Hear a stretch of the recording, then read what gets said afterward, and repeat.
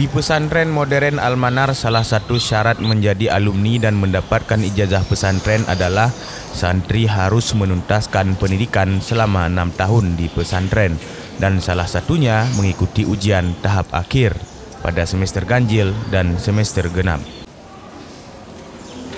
Adapun materi ujian meliputi keseluruhan pelajaran dari kelas 1 sanawiyah hingga kelas 3 aliyah yang diuji mulai dari ujian syafahi atau ujian lisan hingga ujian tahriri atau ujian tulis menggunakan bahasa Arab dan bahasa Inggris.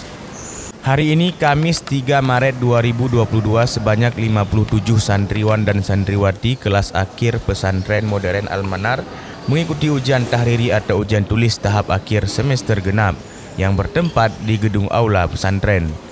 Adapun materi yang diuji pada ujian semester genap ini sebanyak 10 materi pelajaran, di antaranya balaghah, hadis, ulumul hadis, ulumul Quran, bahasa Indonesia, nahwu, usul fiqh, tauhid, dan matematika. Ujian akan berakhir pada 8 Maret mendatang dan selanjutnya para santri akan mengikuti ujian madrasah.